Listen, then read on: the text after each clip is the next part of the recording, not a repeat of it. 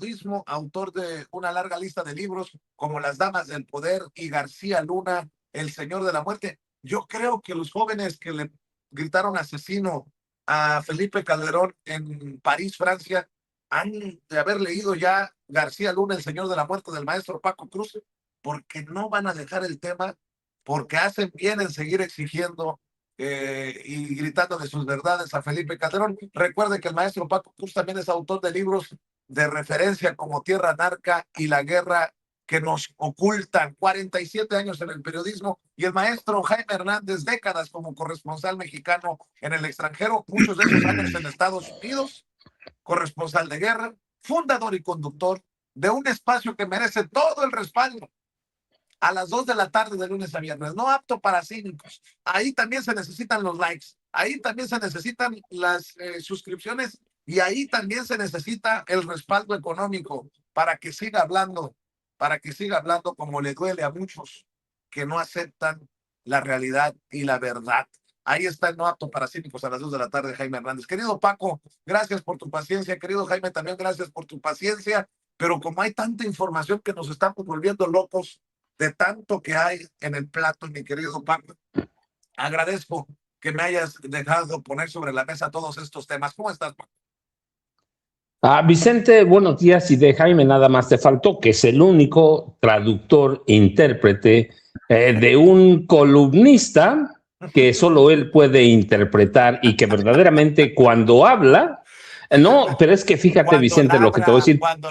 Cuando interpreta a Jaime Hernández, que ahora lo está cambiando, por cierto, por eso se anda revelando, lo anda cambiando por Nico. No, es que Jaime Hernández, cuando habla, en realidad lo que hace, cuando interpreta, discúlpame, lo que hace es dar un editorial completo.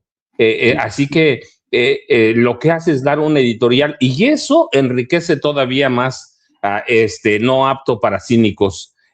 No es solamente que tenga un columnista que ladra, sino que verdaderamente cuando lo interpreta Jaime Hernández es un editorial que complementa lo que Jaime Hernández y Gilby comentan en el transcurso del programa.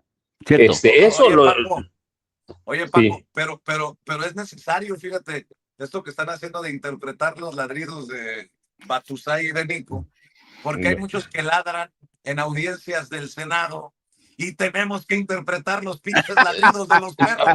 Lo que dicen es cierto. Entendió el que entendió. Eso sí, pero bueno, ahora sí, Vicente, Jaime, buenos días. Después de la parranda que se pegó Jaime anteayer y que lo hizo faltar ayer, no, fíjate que hay mucha información, Vicente, todo lo que empezaste, pero después volvemos a Calderón, pero vamos a empezar con Peter Franz Schweizer, ¿sí? Que es un supremacista y es autor de este libro de El Golpe Invisible, que vincula a México a un eventual golpe de Estado a Estados Unidos. En realidad, fíjate, tendríamos que estar desternillándonos de risa, pero el tema sí es serio, ¿sí? Porque se están volviendo, fíjate lo que voy a decir de Jaime y Vicente, paranoicos, conspiranoicos, o conspiracionistas, como dicen, pero la palabra es conspiranoicos, y pendejos, verdaderamente. Que no entiende nada, pero tiene razón. Pues hay que ver quién es a Peter Franz Schweizer, que es un supremacista cercano a el presidente estadounidense Donald Trump. Es un tipo que le está endulzando al oído, y que están viendo una insurrección de mexicanos en Estados Unidos. Así que está de locos, pero hay que entender eso, son supremacistas. Donald Trump necesita en este momento, pero además en un momento en el que se advierte que van a empezar ya formalmente las negociaciones para el TEMEC, por lo menos entre México y Estados Unidos. Entonces hay que verlo en todo ese contexto, Vicente. Donald Trump necesita una palanca, pero además necesita distraer la atención con un tema que parece ciertamente serio. No es serio, pero parece muy serio. Una insurrección de mexicanos en Estados Unidos para recobrar el territorio que nos robaron, que tampoco tendría nada de malo si ellos están tratando de recuperar el petróleo de Venezuela, que no es de ellos. Pero Lo que están haciendo es eso, lo hemos dicho no una vez, Vicente, van a presionar a Claudia Sheinbaum Pardo hasta todo lo que puedan. Fíjate, yo debía haber empezado con lo siguiente. Voy saliendo de mi búnker, he estado transmitiendo desde un sótano en esta población, porque yo recuerdo que hace 4 días, estamos hoy a 29 de enero, el 25 de enero, un tipo que se llama Raimundo Rivapalacio escribió, dice, mañana en estrictamente personal, están listos los primeros ataques estadounidenses contra objetivos en México con la colaboración o el conocimiento y la colaboración, decía, de las autoridades mexicanas. Ya pasaron 4 días, no vi los ataques, pero entonces cuando tú ves a este tipo, a este tipejo que conocemos bien, Jaime y yo, desde sus inicios prácticamente, cuando tú ves lo paranoicos, lo conspiranoicos que están, y cuando tú ves a un escritor estadounidense, periodista, Peter Frank Schweizer, escribiendo estas tonterías, pues te das cuenta que nos damos cuenta que estamos igual en México y en Estados Unidos. Sí, estamos inventando, no nosotros claramente, pero Raimundo Rivapalacio, Schweizer, están inventando, están viviendo fantasías. Están pidiendo, en el caso de Schweizer, un régimen autoritario, un régimen fascista, que a eso está colaborando. En el caso de Raimundo Rivapalacio, está invocando a los poderes para regresar al pasado, para regresar a todo lo que tenían. Así que de pronto te decía, debía ser un tema menor, debía ser un tema que nos desternillara de risa por todo lo que implica, todas las fantasías de un escritor. Yo alguna vez te comenté, y luego ya lo he hecho muchas veces público, incluso antes, cuando salió mi tercer libro, y de Anabel Hernández, yo te comenté que algún día cuando salieron, porque salieron al mismo tiempo, y me preguntaron, un grupo de periodistas de allá de la Ciudad de México me preguntaron qué opinaba de Los Señores del Narco de Anabel, y les dije, es un libro para chilangos pendejos, desinformados. Bueno, pues lo mismo pienso de Schweizer, ¿sí? Está escribiendo libros para gringos pendejos, para gringos analfabetas, para gringos supremacistas, para esos gringos que están confiando en la limpieza de la sangre que promueve Donald Trump y que no están viendo que en realidad es un imperio en decadencia.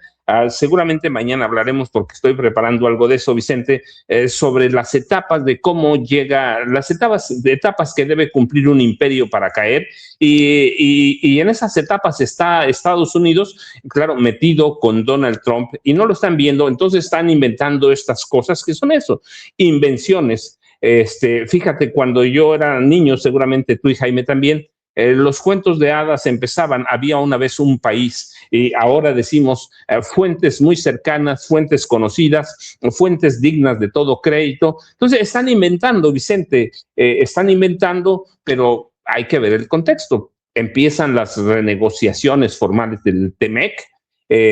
Donald Trump está verdaderamente, después de lo que ha pasado en Minneapolis, está en serios problemas. Los asesinatos de 2 personas, una mujer de 37 años, un enfermero muy joven también, asesinatos a mansalva de manos de agentes de la Gestapo ICE o agentes de la SS hitleriana de la patrulla fronteriza, han metido verdaderamente en problemas a Donald Trump.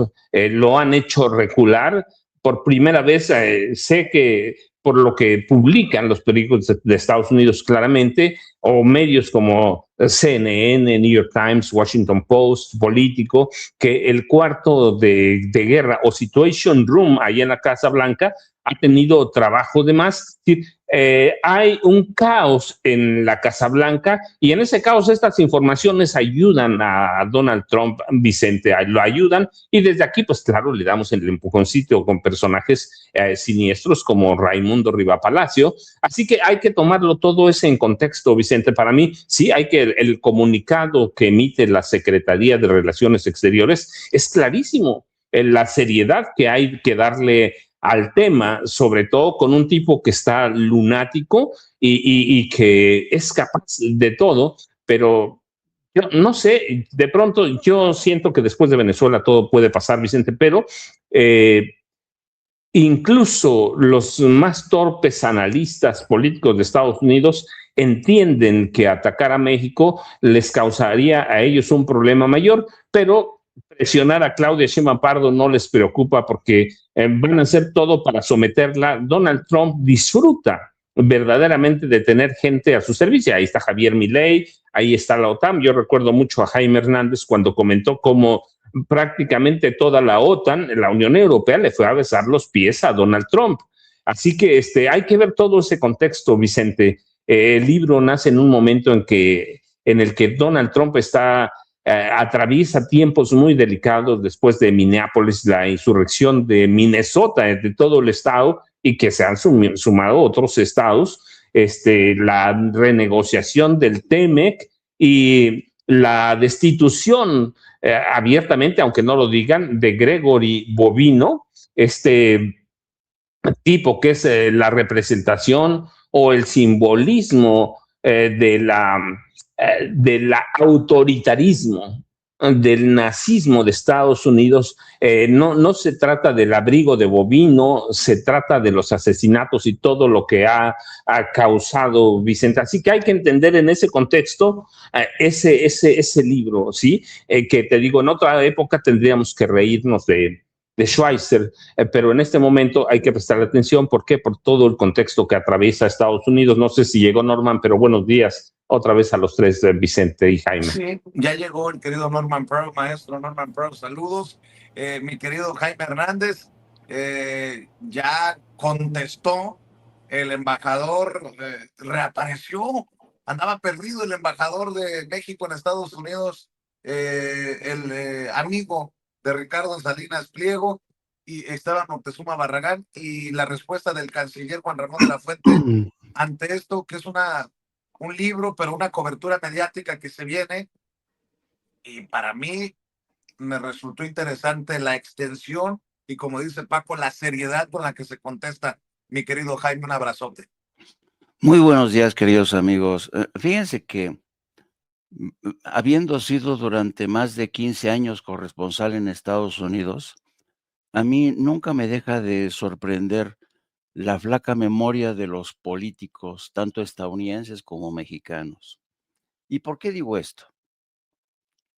Suele ocurrir que poco antes de que arranque el ciclo electoral en Estados Unidos, surgen libros, surgen artículos en los que siempre, casi siempre, se pone en tela de juicio, se presenta como una amenaza el tema de la invasión de los hispanoparlantes, los mexicanos, los frijoleros, los morenacos, y esto es incluso recurrente. Un ejemplo que seguramente algunos de ustedes acordarán. Ustedes saben que Samuel Huntington, el famoso creador de la teoría de que la incapacidad de los mexicanos para asimilarse a la cultura estadounidense, a la cultura anglosajona, en su momento causó un debate muy intenso y digamos, fue el detonante de campañas antiinmigrantes en Estados Unidos. Huntington, quien predecía y fue uno de los teóricos de la famosa tesis del desplazamiento, que ahora siguen manejando los supremacistas blancos. Dicen que los morenos, los hispanos, los latinos han llegado para desplazarlos, ¿no? Aquí hay dos versiones, ¿no? La real es que les guste o no a los angloparlantes o a los anglosajones, todo lo que es el sur de Estados Unidos ha sido reconquistado demográficamente. Solamente hay que echarle un vistazo a las cifras de natalidad, crecimiento demográfico en ciudades como Houston, Phoenix, Los Ángeles, California, Texas, Nuevo México, Arizona, etcétera, etcétera, etcétera, ¿no? Yo me acuerdo que un día platiqué largo y tendido con un tipo que es un experto en lo que algunos les dicen futurólogos, otros les dicen expertos en tendencias políticas a futuro. Se llama Gerald Celente. Bueno, Gerald Celente me decía que la reconquista demográfica de Estados Unidos se va a producir sí o sí. De hecho, ya existe en Estados Unidos y nadie le va a poder meter reversa. Estados Unidos ya existe un proceso de latinización o mexicanización. Hay restaurantes de comida mexicana, hay gente que habla español e inglés al mismo tiempo. Los jóvenes que acuden a las universidades en muchos casos hablan hasta 2 o 3 idiomas. Y esta tendencia demográfica ha llegado para quedarse, les guste o no a los anglosajones. ¿Qué es lo que ocurre? Ocurre que siempre este tipo de libros, como el que acaba de publicar el señor Pete Schweizer, se publica precisamente en los prolegómenos de una campaña electoral. Y a mí lo que me molesta, me irrita sobremanera, es que gentes como el embajador Esteban Moctezuma sea tan pánfilo y tan ignorante de todos estos antecedentes que estoy ofreciendo. Miren, por ejemplo, creo que fue en el 2000 y algo, porque hay que tener en cuenta que Samuel Huntington, quien predijo fue uno de los teóricos de la teoría del desplazamiento, falleció en 2008. Y ninguna de sus previsiones se cumplió. Pero fíjense lo que escribía en un libro que el título fue muy provocador, que se llamaba ¿Quiénes somos? Les voy a leer solamente un par de párrafos, ¿eh? Fíjense bien.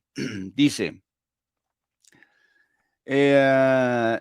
¿quiénes somos? Los desafíos a la identidad latinoamericana, norteamericana. Y dice, está claro quiénes son los nosotros, los estadounidenses, en esencial los blancos, la mayoría dominante, que se vanagloria de su bandera y haya deleite en la herencia de los fundadores de la nación y la superioridad de la cultura blanca y protestante, ¿no?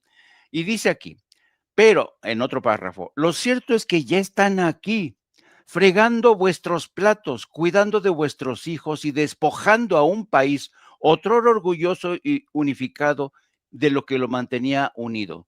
¿Seguirá siendo Estados Unidos un país con una lengua nacional, con una cultura angloprotestante?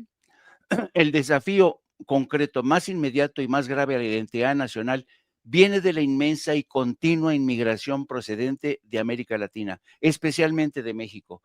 Y los índices de fertilidad de estos inmigrantes en comparación con los nativos blancos y negros es infinitamente superior. Y dicen, los latinos son, como alguien ha dicho, hipersexuales y pronto también serán hiperpagados y pronto también serán hiperextendidos. O sea, somos hipersexuales, nos reproducimos como conejos y dentro de poco vamos a cobrar más y nos vamos a hiperextender. Desde entonces estaban estas ideas de la famosa teoría del desplazamiento que ahora se regurgita el señor Peter Schweizer en este libro, donde ofrece argumentos que no se sostienen, ¿no? Y claro, esto hay que tener en cuenta que Peter Schweizer es un especialista en la venta de libros. Escribió no hace mucho un libro con dedicatoria a Hillary Clinton que fue récord de ventas. Es un experto en atizar, en provocar y sobre todo provocar a la base blanca dominante, ¿no? Pero incluso si me apuran un poquillo más, ¿se acuerdan cuando la invasión de Estados Unidos, con que hace mención el embajador, en 1846, 47 y 48? En aquel entonces, James Pollock, el entonces presidente, le pide al general Winfield Scott, que era el que estaba ya negociando la capitulación de Estados Unidos, digo, la capitulación de México en la Ciudad de México, le manda un correo, pero antes los correos tardaban un montón, le manda un correo al general Winsfield y le dice, quiero que anexe todo México, todo México.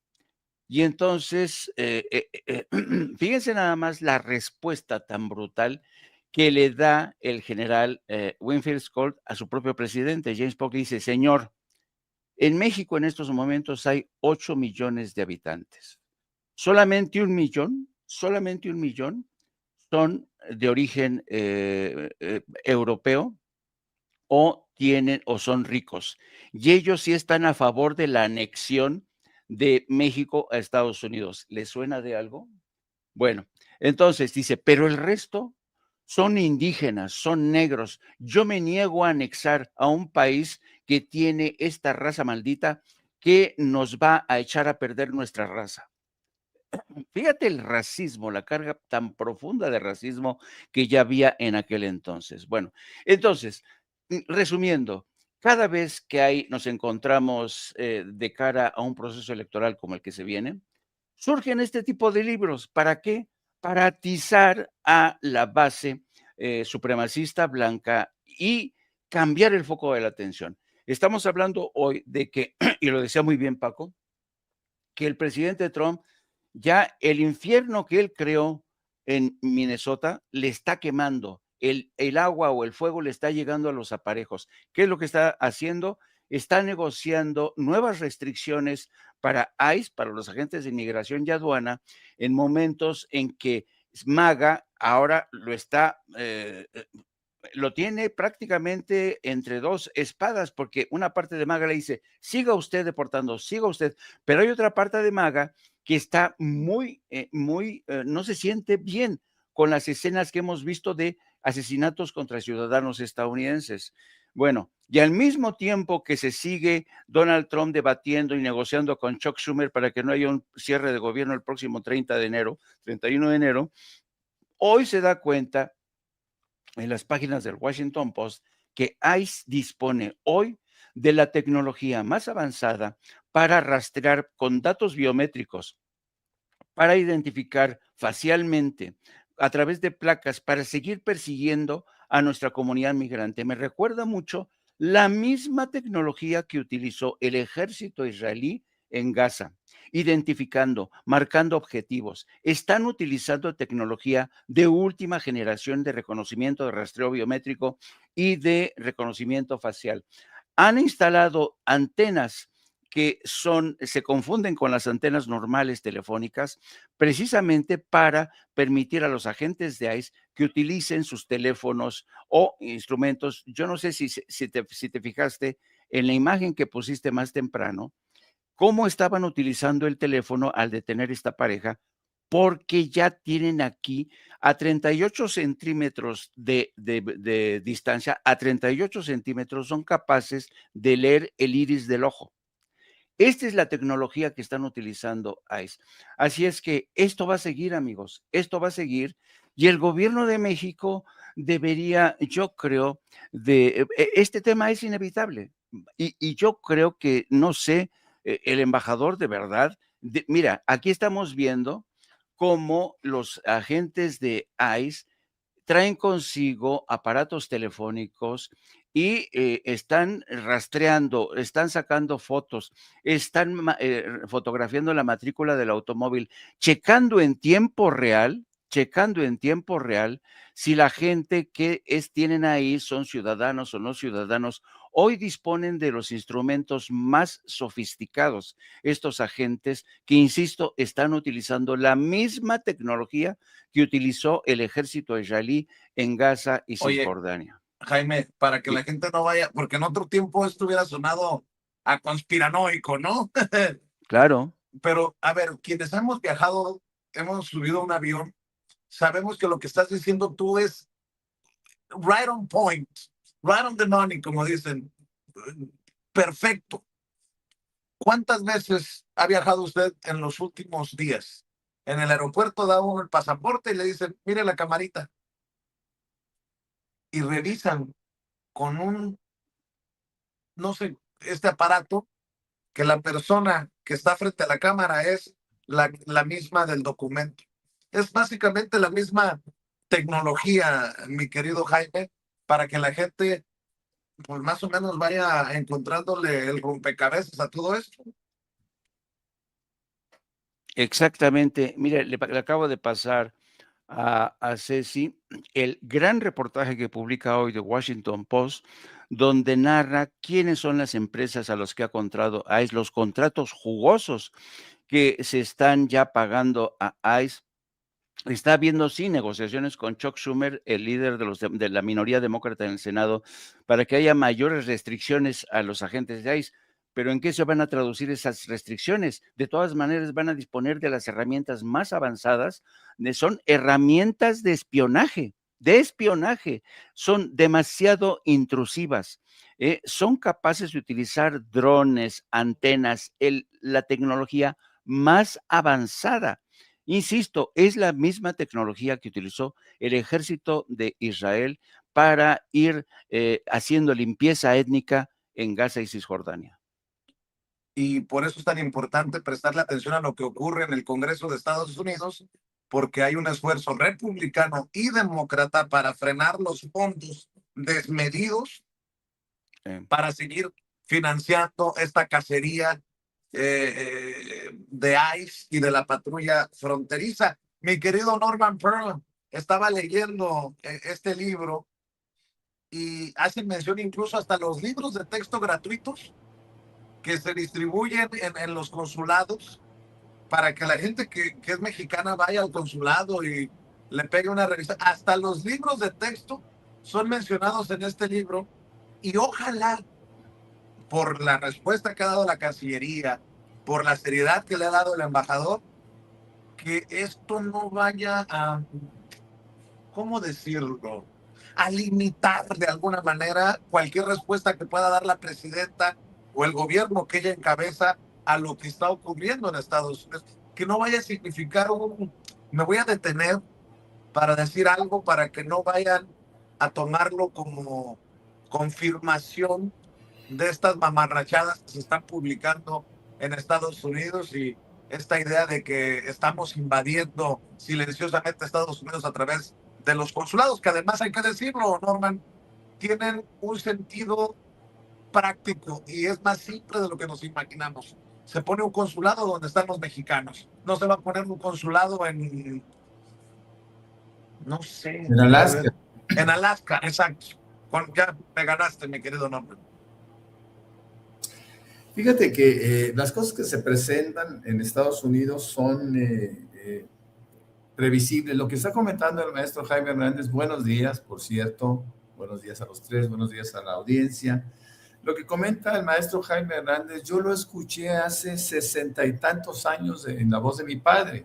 Mi padre era inglés, tenía un gran concepto del mexicano. Decía que el mexicano, que había sido una fusión muy agradable, muy buena, porque el mexicano era terriblemente creativo, era muy inteligente, era intuitivo, en fin, tenía muy buen concepto y decía, me acuerdo muy bien que lo decía cuando yo era muy niño, decía, Estados Unidos va a regresar a manos de mexicanos porque los mexicanos tienen más hijos, decía desde entonces mi papá.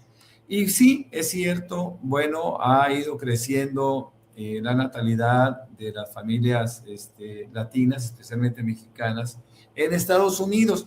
Algo curioso, no está sucediendo eso en México. En México, para que haya un reemplazo, por decirlo de esa manera, se requiere arriba de 2 hijos por pareja. Y en México tenemos 1.6, 1.7 en el país, dentro del país. Probablemente en Estados Unidos sí los mexicanos tengan más hijos y bueno, esto representa una oportunidad para recuperar aquellos territorios.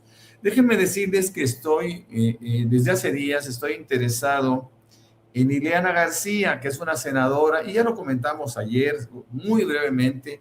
Ileana García es senadora por el estado de Florida, es una mujer cubano-americana, y esta mujer pues realmente está siendo desconocida en términos de importancia por su propia por su propio gobierno. Dicen que cuando el perro es bravo, hasta los de casa muerde. Y bueno, pues la verdad es que el ICE la detiene, le pide que se identifique por ser simplemente por parecer latina, ¿no? Siendo ella senadora por el estado de Florida. Entonces, bueno, pues hay una persecución muy objetiva. Y fíjense lo que dice ella en un tuit. Ella es republicana. Dice, Alex Pretty era ciudadano estadounidense, un enfermero de cuidados intensivos de 37 años con un permiso para portar armas, segunda enmienda. Y luego dice, no sacó el arma, no atacó a la gente.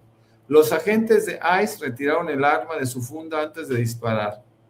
Distorsionar, politizar, calumniar, justificar lo que le pasó a Alex Pretty contradice los valores estadounidenses en los que se basó la campaña de la administración. No era ni un terrorista doméstico ni un asesino. Bueno, esto en buena medida da el traste con el discurso gubernamental de Trump, porque realmente ella sabe y se siente afectada. Y fíjense algo más que agrega, dice, yo tengo un hijo que parece hispano, entonces tengo miedo que lo vayan a detener. Y esto es una cosa muy triste, muy dramática, que en tu propio país, al cual ella nació en Estados Unidos, su hijo obviamente también. Entonces, bueno, pues esto es una cosa triste, que ni siquiera en tu país tú te encuentras a salvo de políticas migratorias tan terroríficas, ¿no? Porque además los agentes del ICE, yo creo que fueron seleccionados entre la escoria gringa, ¿no? Lo peor de lo peor. Y hay todavía un comentario que a mí me llamó la atención, que aparece en X, yo soy habitual en X, ustedes lo saben, y dice, fíjense, dice muy emocionado, me gusta ver a Netanyahu al lado de Trump, esta sí es una buena señal. Y al día siguiente, y ahora dice, amigos de Twitter, fui deportado del país del norte. Él es venezolano, por eso desaparecí. Él era un aplaudidor venezolano de Trump. ICE es una maquinaria brutal que está deportando a miles de personas, incluso a quienes estábamos legales. El único delito, ser latino. Lo que viví durante la deportación no se lo deseo a nadie. Hubo miedo, humillación y lugares que prefiero no olvidar, pero tampoco callar. Gracias a quienes preguntaron y se preocuparon. Más adelante contaré todo en un hilo. Bueno, estas historias se repiten sistemáticamente en la desilusión de muchos latinos que fueron deportados por el gobierno de Trump, siendo que ellos aplaudían al gobierno, que estaban en proceso de obtener residencias, de obtener nacionalidad, etcétera, etcétera, y todos fueron deportados simplemente por parecer latino. Hace unos días yo comentaba que Trump no se mete con los franceses, ni con los holandeses, ni alemanes, ni italianos, no. Él con los europeos no. Ellos están a salvo en los Estados Unidos. ¿Por qué? Porque comparten una raza con los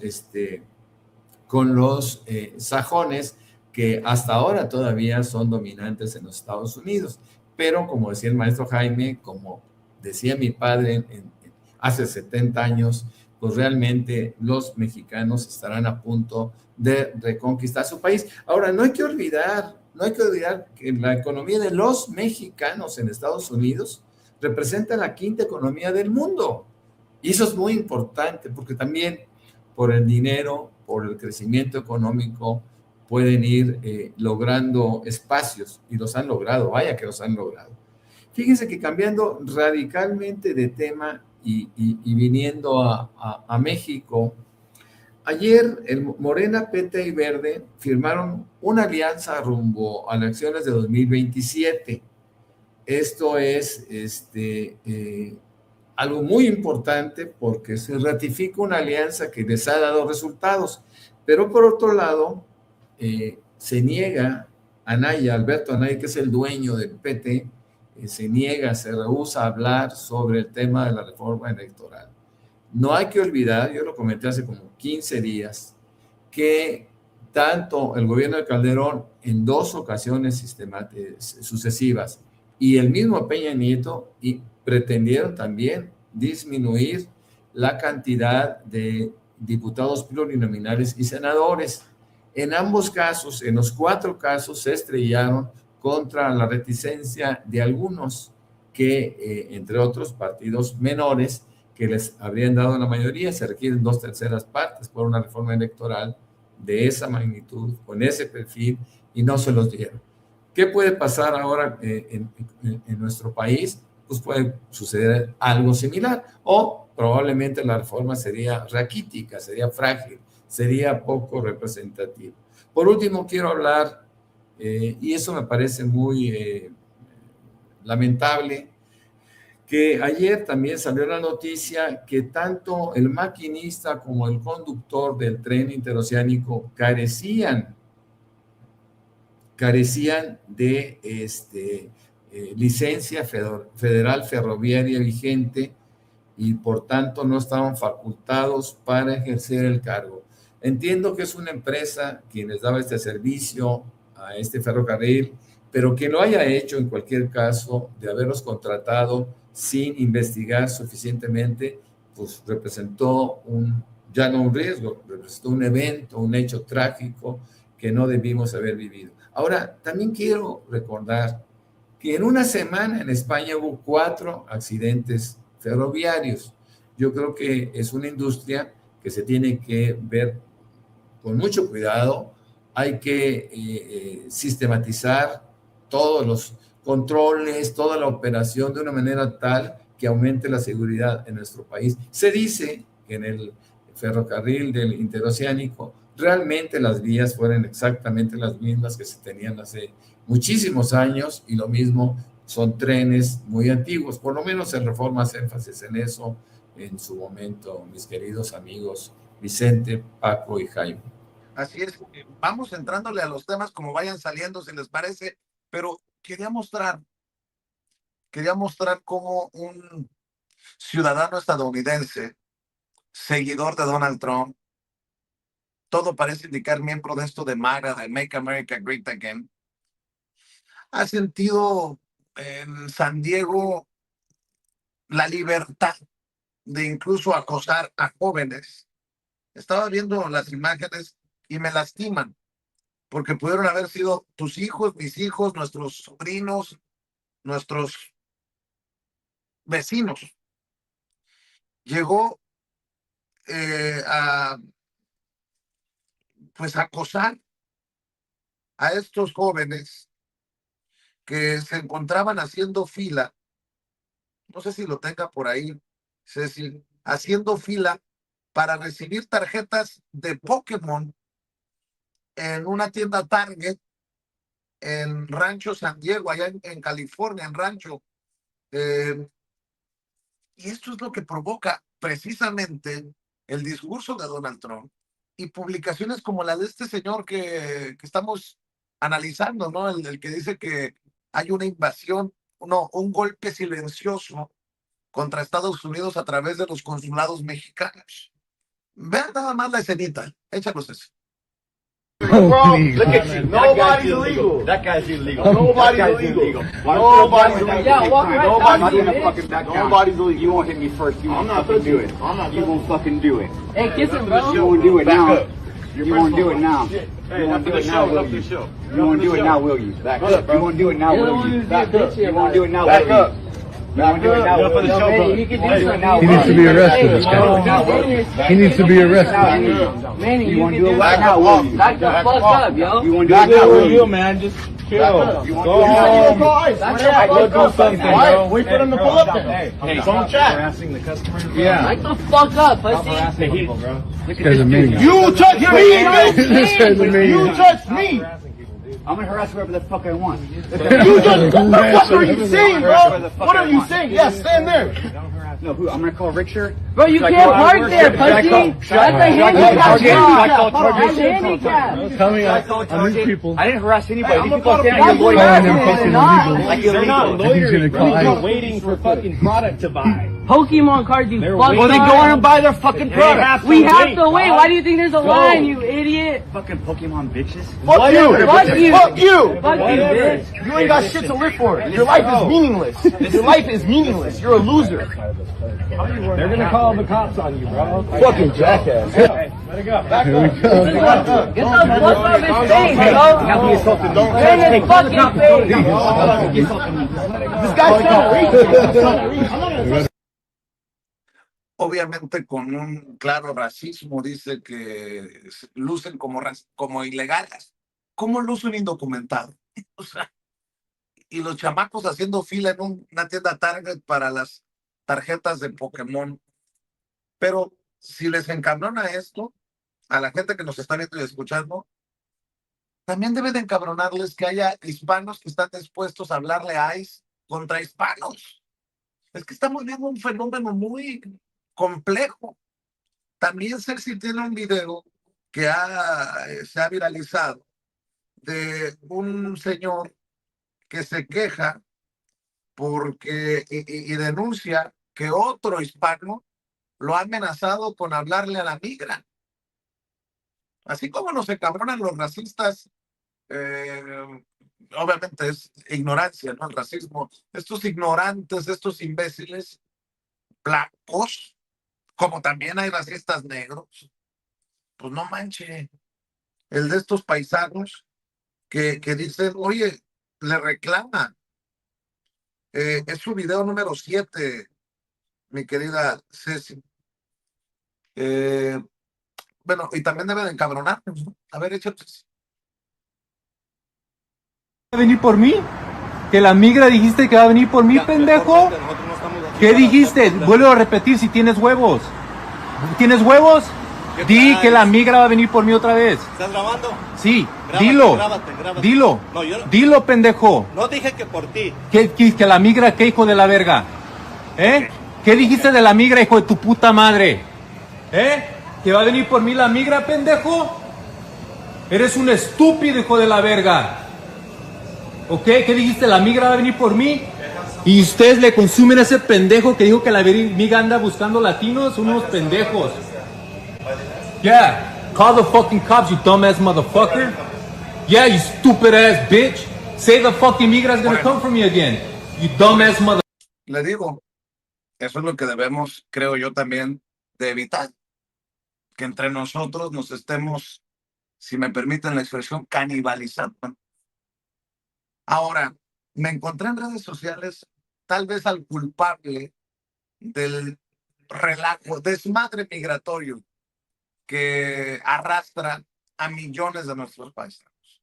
El chupacabras Carlos Salinas de Gortari, en una entrevista, me mandaron este clip en redes sociales y creo que confirma que fue él el que provocó todo este desmadre, o el que pudo y no quiso. Escuchen nada más esto que me mandaron de Carlos Salinas de Gortari. No, y no es inteligencia artificial. Sí, el creador el motivador del neoliberalismo y del Tratado de Libre Comercio, Carlos Salinas de Gortari, también es el culpable de que estemos en esto, que millones de nuestros paisanos no tengan papeles o que no sean reconocidos. El presidente Bush y yo tuvimos una reunión privada y ahí me hizo un planteamiento muy firme.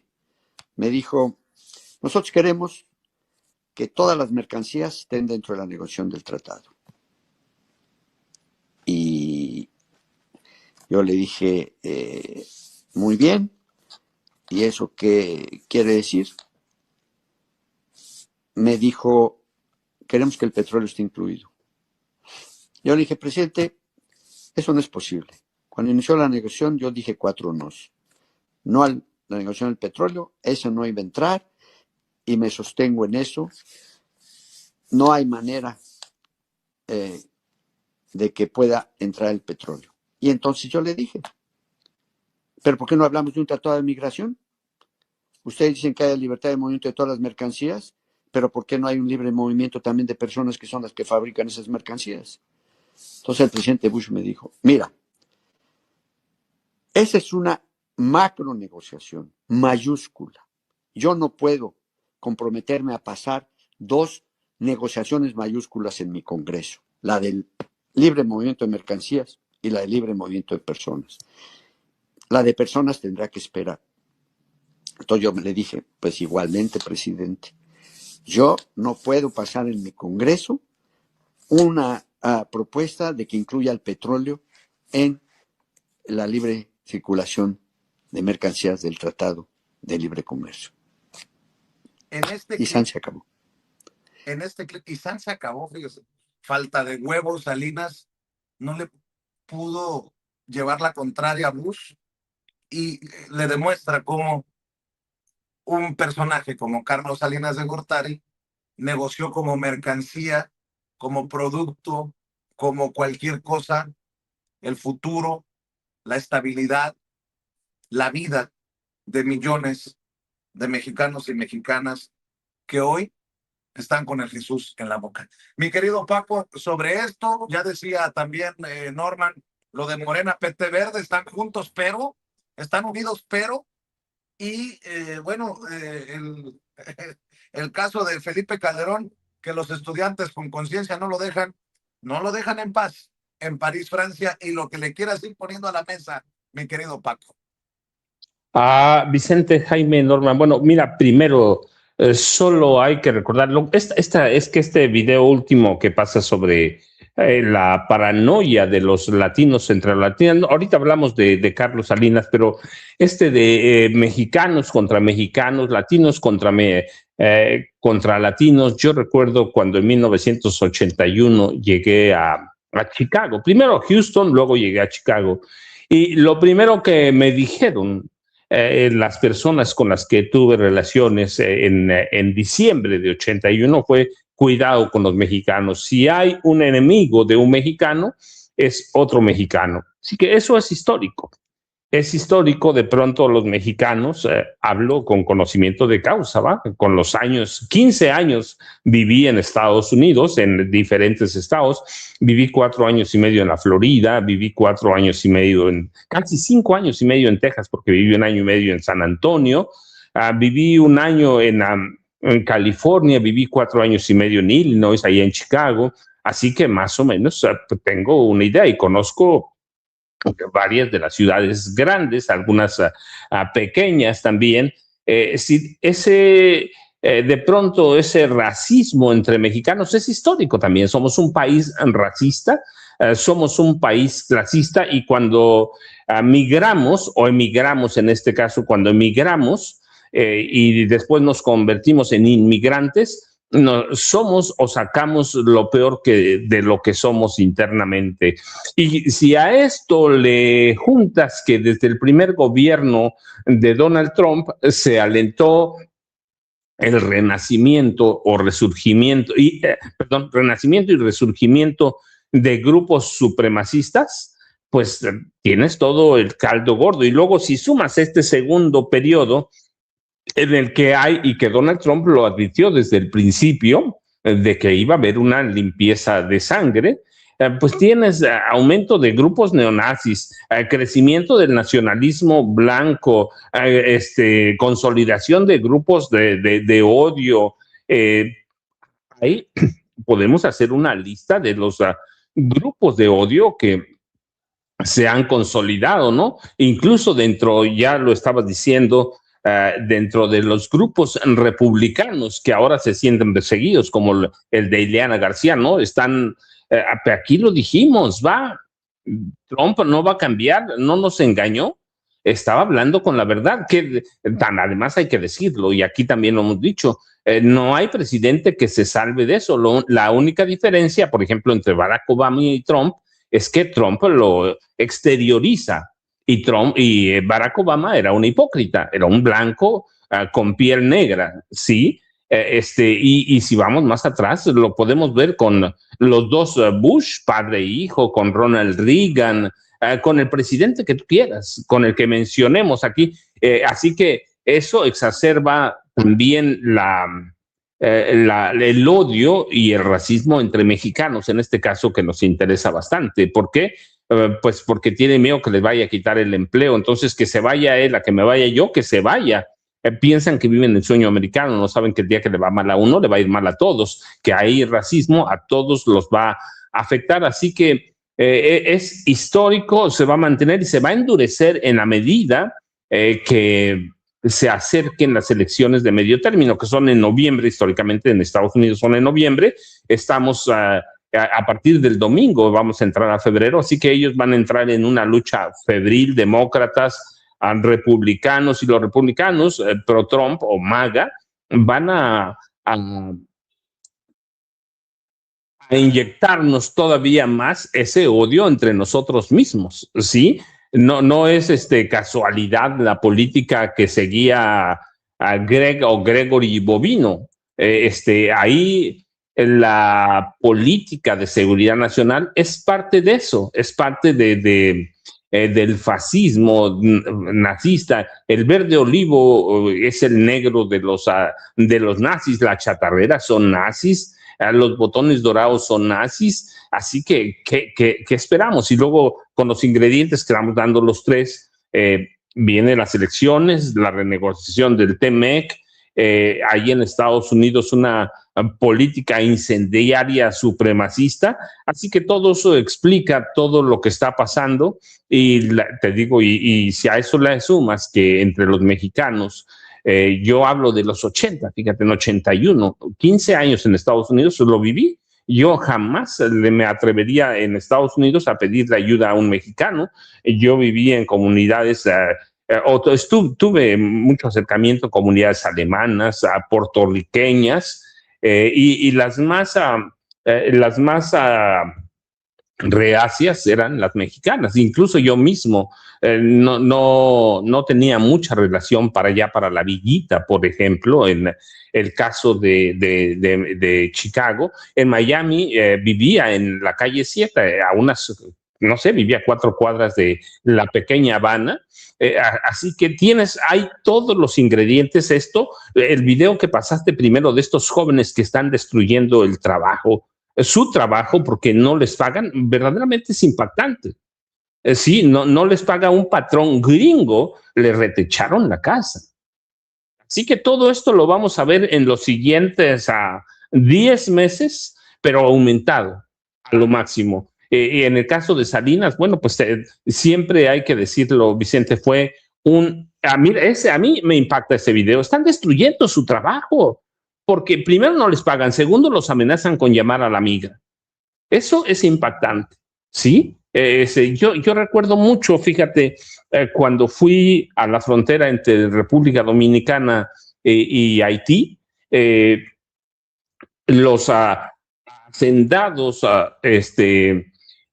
hacendados de República Dominicana contrataban a trabajadores haitianos, los recluían en batalles o cabañas larguísimas, y en el momento que no les querían pagar, llamaban a la migra para que expulsaran a los haitianos, que a veces también los mataban. Pero eso mismo me recordó la historia de México, Estados Unidos.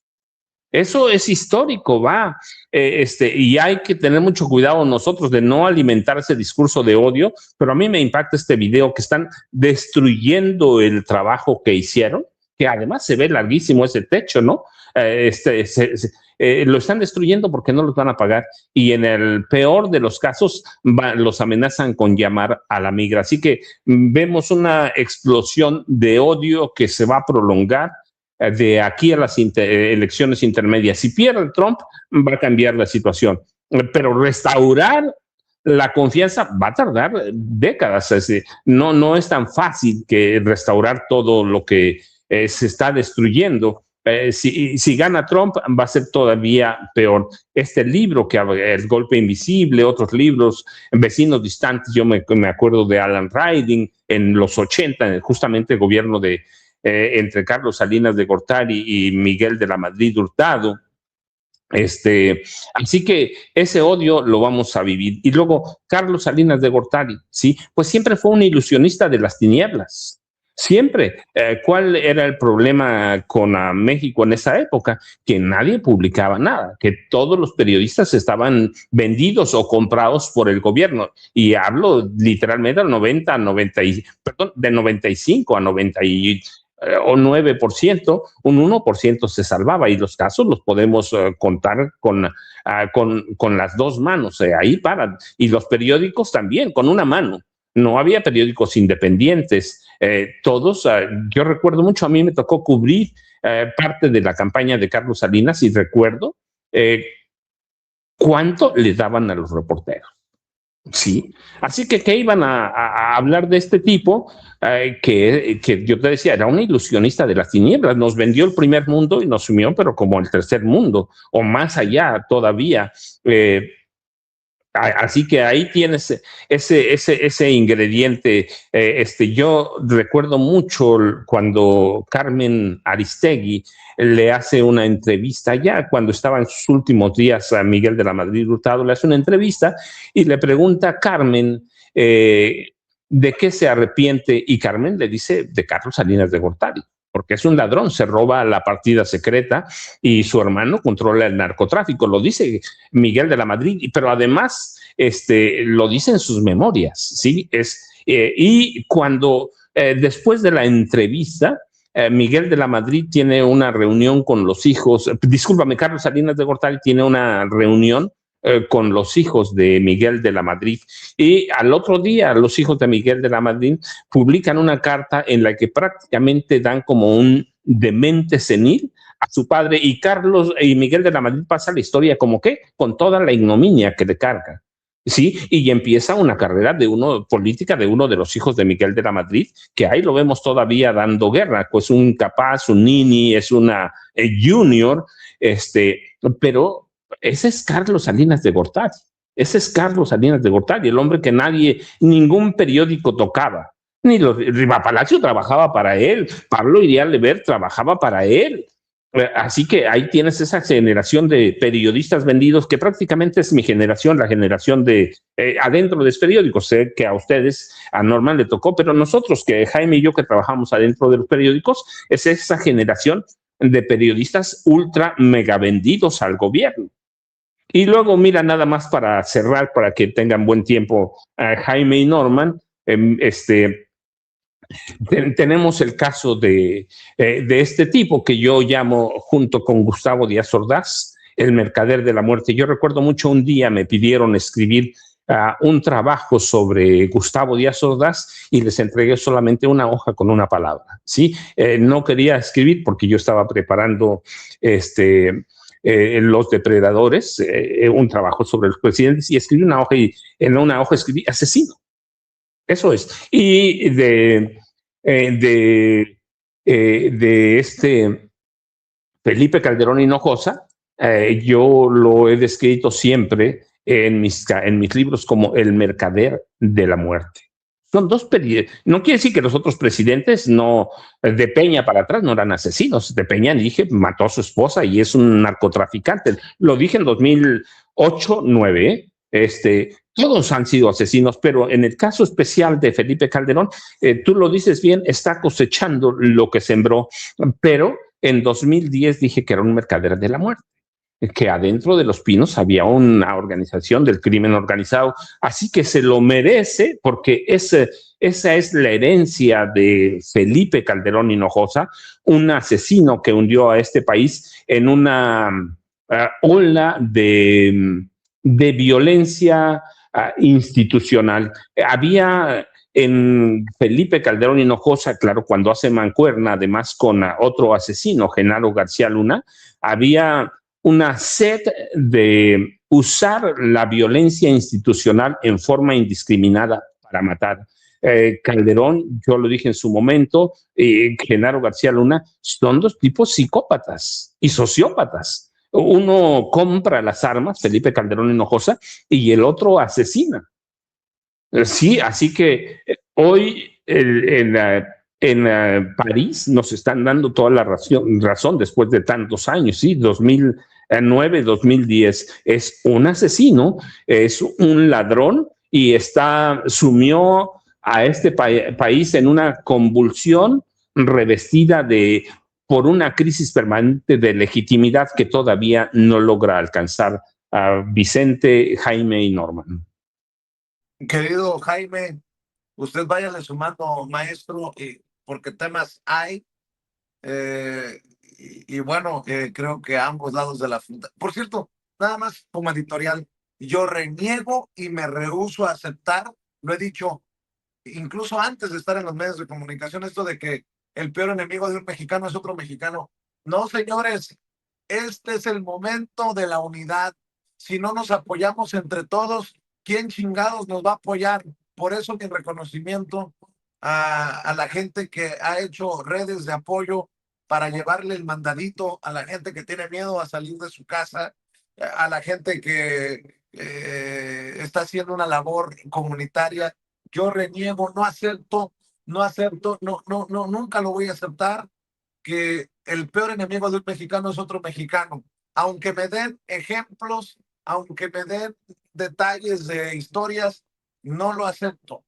No lo acepto. Mi querido Jaime, ahora sí, voy con tus comentarios. Hay, te digo, muchos temas a ambos lados de la frontera, incluso la llamada de hoy entre el presidente Donald Trump y la presidenta Claudia Sheinbaum Pardo. Seguramente de esto nos informará a las 9 de la mañana. Para la gente que nos está preguntando, es hoy a las 9 de la mañana, la mañanera del pueblo, y estamos en medio ya de la revisión del tratado comercial entre México, Estados Unidos y Canadá. De hecho, ayer desde Washington, el secretario de Economía, Marcelo Ebrard, enviaba sus videos diciendo, pintándonos un panorama positivo.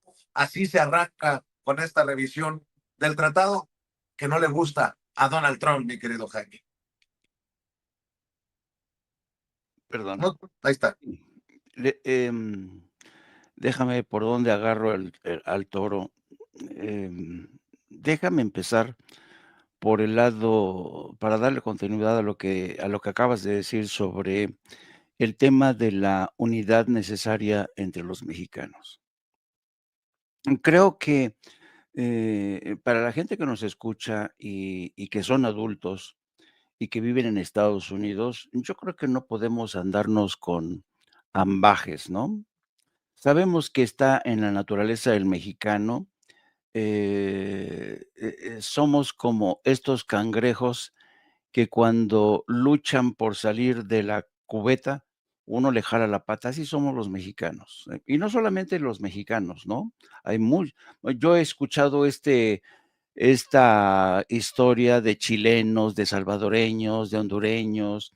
Es decir, que los latinos tenemos esta tendencia a hacernos la puñeta entre nosotros mismos, y esa es una realidad, nos guste o no, forma parte de nuestra cultura. Ahora bien, solamente yo haría la siguiente reflexión.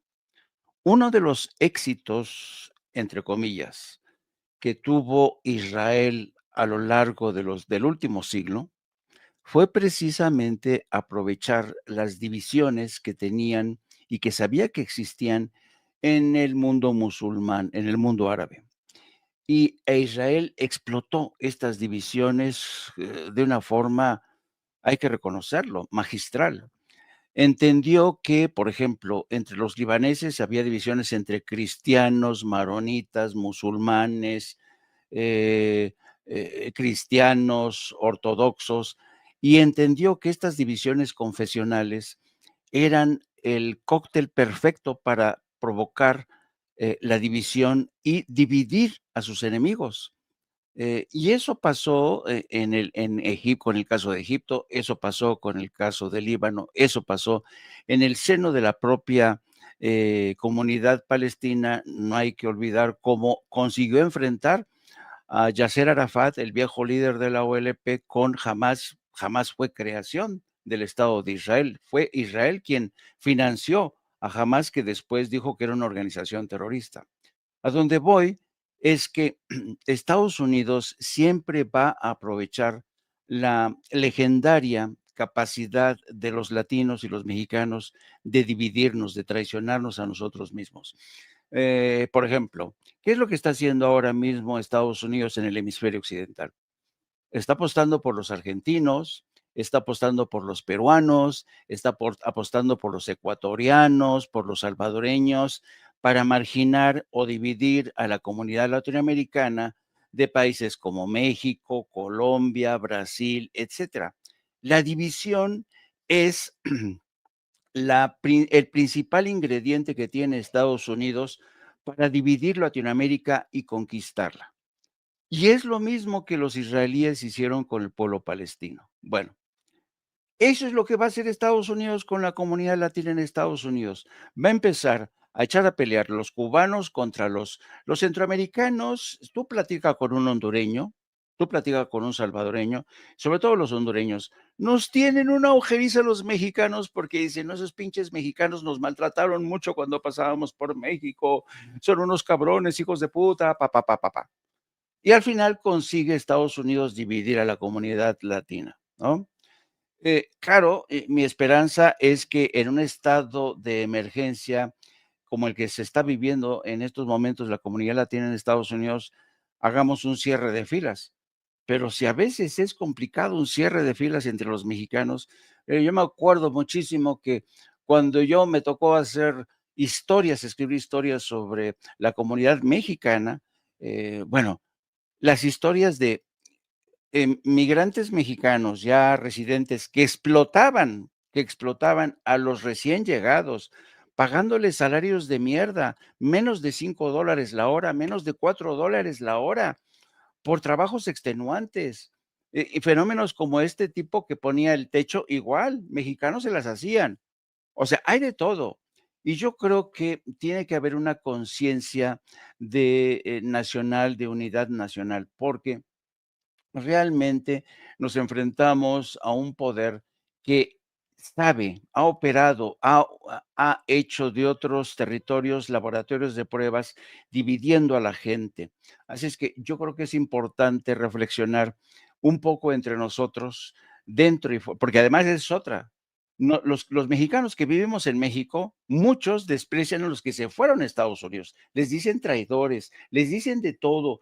Cuando el debate para que si podían votar o no, no, que no voten esos cabrones que ya no saben, se largaron de México, le dieron la espalda a México. Es de vergüenza, es de pena ajena. Yo creo que amerita una reflexión esto.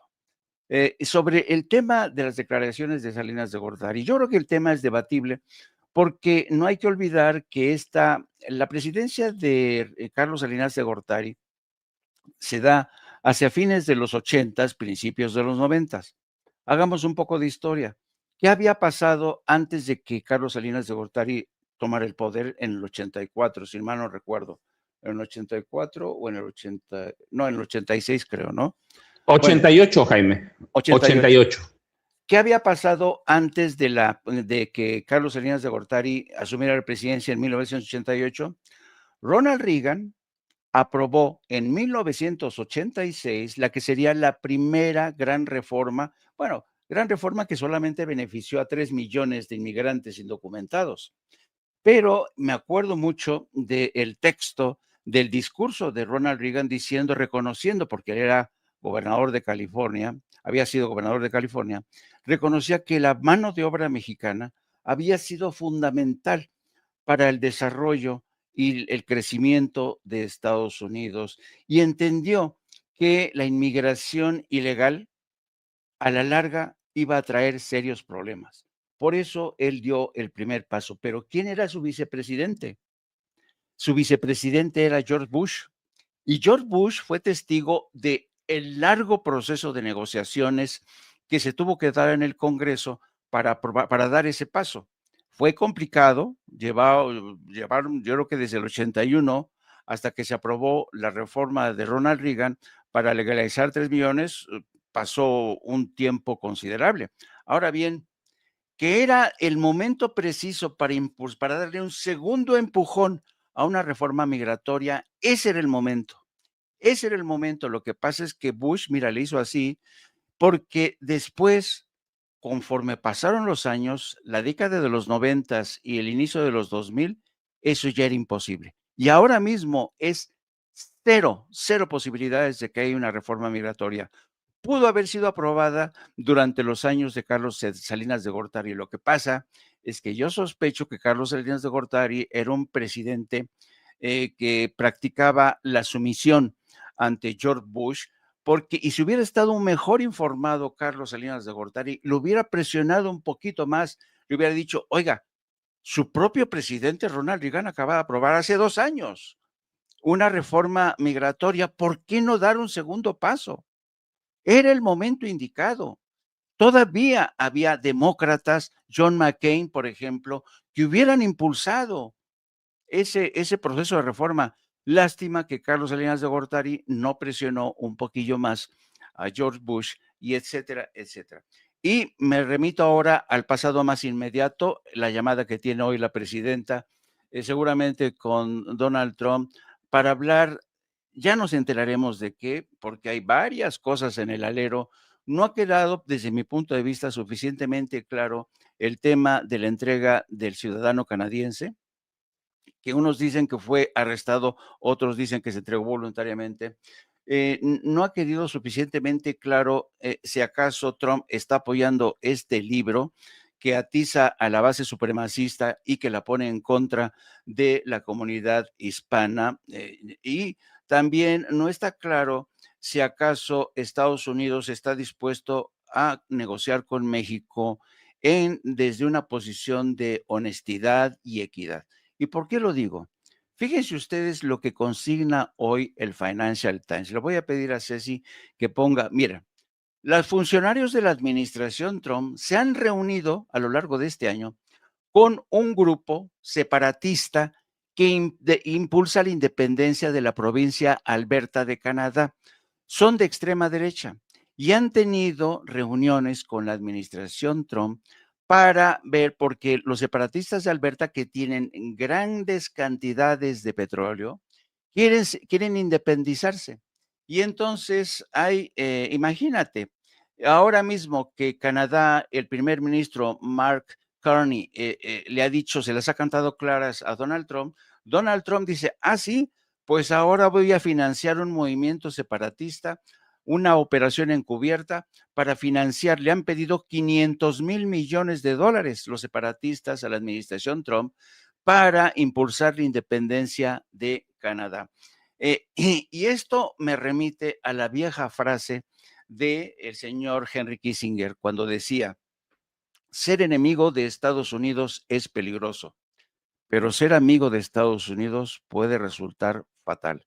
Si así está negociando en lo oscurito con operaciones encubiertas a espaldas del gobierno de Canadá la posible independencia de la provincia de Alberta que tiene petróleo, imagínense de lo que es capaz Donald Trump en el caso de México. Yo por eso sostengo, nunca confíes en Estados Unidos. No me refiero al pueblo, no me refiero al pueblo de Estados Unidos, y espero que quede claro. Me refiero a toda esta establishment político de Washington, incluida la comunidad de inteligencia, a la que le importa un carajo la buena vecindad y las buenas relaciones. Ellos todos con el fin de favorecer los intereses de las grandes corporaciones petroleras, armamentistas, tecnológicas, de tierras raras, inteligencia artificial, Silicon Valley. Todos hacen todo lo posible por impulsar esta política que ya no reconoce fronteras. Olvídate, las fronteras no existen, como hicieron en el caso de Venezuela. Así es que hay que estar muy pendiente de esta llamada telefónica. Vamos a ver qué es lo que nos cuenta la presidenta, que ayer se mostró bastante renuente a hablar de este encuentro que tuvo con personal diplomático en Palacio Nacional. Confirmó que efectivamente había recibido personal diplomático, no dijo de qué país, pero era evidente que se trataba, creo yo, de Estados Unidos. Así es que lo dejo aquí para que siga mi querido amigo Norman Pearl. Claro que sí, les pido que nos ayuden con los likes a la gente que va llegando antes de escuchar al maestro Norman Pearl. Ayúdenme con los likes. Todos somos sin censura, ¿no? Bueno, pues hablando de unidad, hablando de apoyarnos, apóyennos con los likes. Dele clic al dedito hacia arriba, suscríbase. Si le quitaron la suscripción, vuélvase a suscribir y active la campanita para que no nos esconda YouTube. Ustedes de manera orgánica nos pueden apoyar. Gracias a quienes envían el chayotito del pueblo a través de nuestra tarjeta en el Banco Banorte. Gracias por su respaldo económico. Gracias por confiar en un espacio libre como el viento, como lo es Sin Censura. Gracias por los superchats y gracias a todos. Los leo. José Ramírez dice, excelente análisis, maestros Norman, Paco, Jaime. Se les extraña en la noche. ¡Ánimo! Dice Pilar Ojeda Rodríguez, aquí se informa con la verdad. Lo malo es cuando dan este espacio para que la oposición se manifieste y defiendan su ideología como si fuera poco el 90% de los espacios de la comunicación. No somos los mismos, querida Pilar Ojeda Rodríguez, y en la democracia todos, aunque no estemos de acuerdo. Isaac Reyes dice el superpeso 17 frente al dólar. Órale. Y decían los pendejos de Chumel Torres y de Macario Escretino que iba a estar, ¿qué? Pedro Ferrez de Con como a 35, si ganaba López Obrador o Claudia Sheinbaum Pardo. Oki de Fuentes manda saludos desde la ciudad sagrada, Cholula. El doctor Héctor Frisby, que nos está viendo y escuchando, le mandamos un abrazo hasta Colorado. El doctor Héctor Frisby, lo acabo de ver en el chat en vivo y en directo de Sin Censura. Mi querido Norman Pearl, también escuchamos tus comentarios, tus opiniones. Fíjese que yo desde muy niño, muy niño, y básicamente en el extranjero, me decían, ¿por qué son tan nacionalistas los mexicanos? ¿No? Son extremos, ¿no? ¿Por qué reaccionan con ese orgullo sobre un país tercermundista como es México, ¿no? Y yo les explicaba que nosotros tenemos coincidencias muy fuertes, ¿no? En la música, en la comida, en el arte, en las costumbres, en nuestros juegos, desde infantiles hasta más grandes, pero en especial a nuestro mestizaje. El 90% de los mexicanos somos o tenemos una pequeña porción indígena o somos indígenas. El 90%. Eso nos da identidad. Eso nos hace que formemos parte de un grupo, de un numeroso grupo, como es el grupo de los mexicanos. Yo creo que aquellos que denuncian en Estados Unidos, y yo lo viví desde niño, en Chicago, los que denuncian a otros mexicanos ante la migra, pues básicamente lo hacen por sus propias debilidades, ¿no? Quieren quedar bien con las autoridades que básicamente eran sajonas en aquel tiempo. Ahora ya hay mucho mexicano en el mundo en los aparatos migratorios estadounidenses, pero era básicamente por debilidad. La gente que traiciona lo hace por debilidad, quieren quedar bien. Y sí es cierto, en el chat lo vi de alguna manera, que efectivamente en Estados Unidos mucha gente, muchos mexicanos no querían que llegaran más mexicanos porque ellos ya tenían sus papeles, ¿no? Porque ellos ya eran residentes. Entonces era un acto de egoísmo, pero no todo el mundo se comportaba así. Pero bueno, es una condición del ser humano y en este caso consideraban que no deberían llegar más mexicanos porque ellos o sus propios trabajos estaban en riesgo. Y eso es muy triste. Eso es fragilidad, eso es debilidad. Fíjese que yo ayer vi con mucho interés algo que venía, bueno, de lo cual yo estoy expectante. Tengo un especial respeto y cariño por Cuba, ¿no?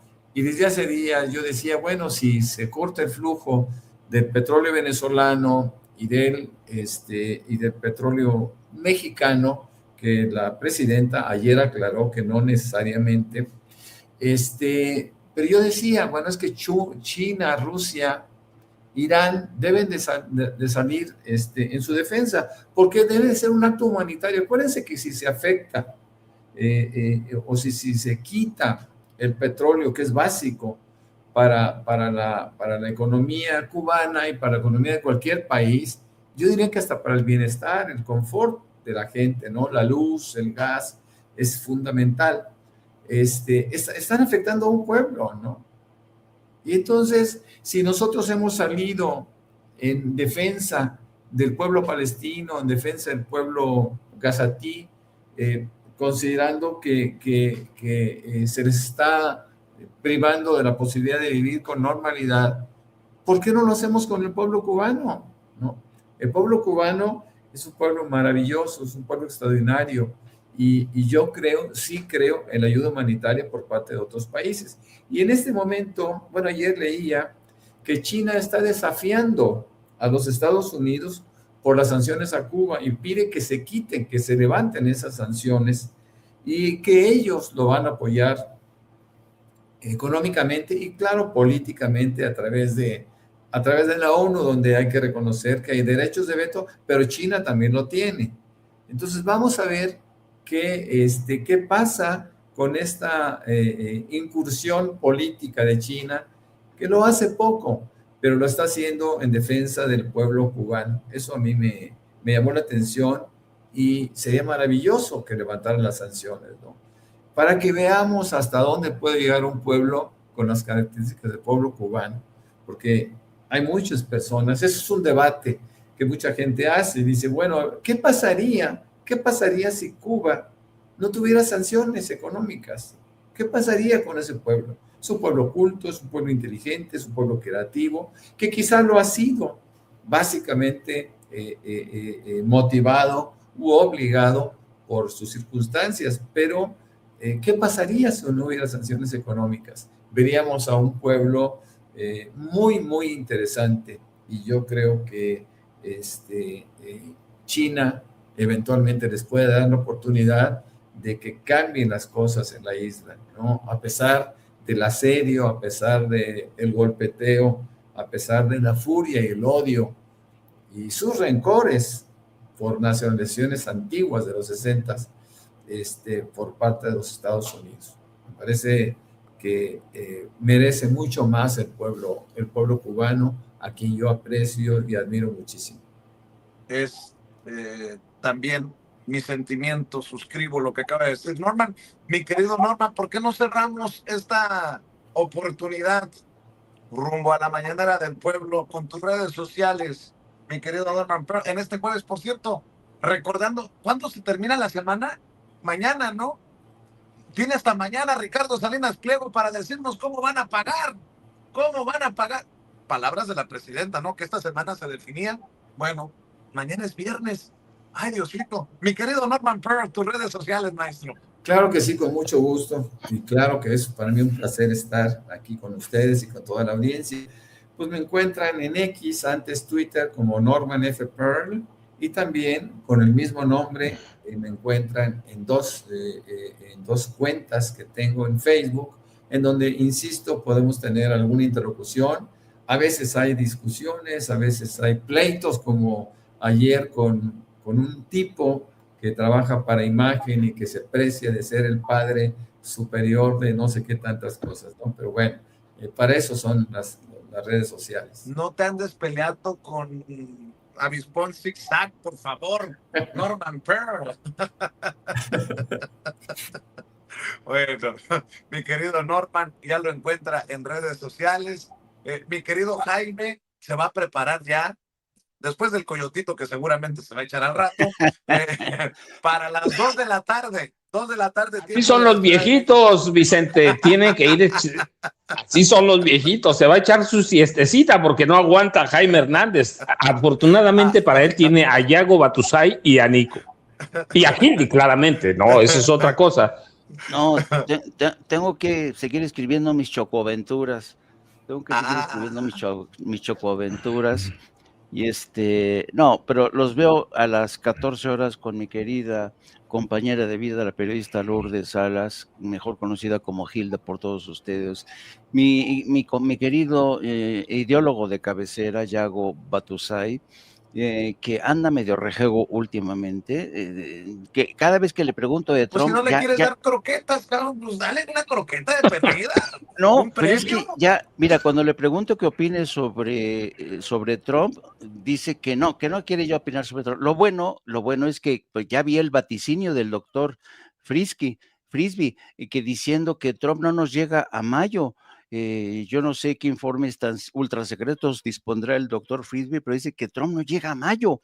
Así es que bueno, según lo que dice el doctor Frisby, pues debemos preocuparnos. Fíjate, nada más queda febrero, marzo, abril, mayo, 4 meses. Nos deshacemos de él, según el doctor Frisby. Los espero a las 14 horas ahí en No Apto para Cínicos. Un abrazo a los 3, queridos amigos, los quiero. los extraño mucho.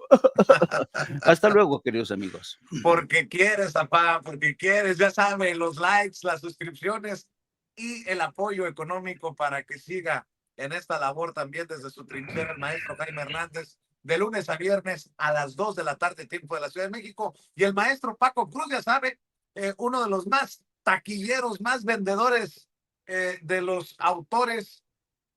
Ahí está, Las Damas del Poder todavía en los estantes, y García Luna, El Señor de la Muerte, preparando su libro para este 2026. Y bueno, pues compártenos tus redes sociales, maestro Paco. Vicente, solo antes de irme, yo tengo una pregunta para los tres y voy a complementar lo que dijo Jaime del doctor Frisby, pero no con el doctor Frisby. Claramente, el día 25 a las 8 de la noche, Raimundo Riva Palacio dijo que están listos ya los ataques estadounidenses contra objetivos en México con el conocimiento y la colaboración. Quiero pensar, él dice, de las autoridades mexicanas, quiero pensar que con el apoyo de Claudio Sheinbaum Pardo. La cuestión es, ¿me debo ir a refugiar nuevamente a mi búnker o trabajo como si nada? Ya yo sabes, Vicente, @ Paco Cruz Jiménez en X, antes Twitter, Francisco Cruz Jiménez en Facebook, y nos vemos temprano. Jaime extraña a las maltratadas, Vicente. Le hace bien que lo maltrate. Oye, me dicen mis fuentes que de eso están hablando precisamente la doctora Claudia Sheinbaum y Donald Trump hoy, del reporte de Raimundo Riva Palacio. Dicen que Donald Trump se asustó. ¿De dónde sacó esa información confidencial? Muchas gracias, maestros. Cuídense. El maestro Gracias, Paco Cruz, el maestro Jaime Hernández y el maestro Norman Pearl. Gracias a todos los que nos están mandando mensajes. Gracias a las más de 15,000 personas, pero extrañamente los likes no se reflejan en esta transmisión. Ya voy a ir con el doctor Víctor Aramburu Cano, que me va a dar mucho gusto saludarlo en unos minutos. Solamente le pido a usted que nos apoye. Si todos somos sin censura, pues todos a darle like, todos a suscribirse y todos a activar la campanita. En momentos en que mis compañeros, algunos compañeros, inflan sus números con mucha lana, nosotros le apostamos por lo orgánico. Por eso necesito de todos ustedes. Gracias, Julia Cole. Gracias, Miriam Martínez. Luz Barrera Cabrera, saludos. Mari Briceño, Lola Centeno, Oscar García, Juan López. Gracias a Mos Carlos. Gracias a Rosalía NZ.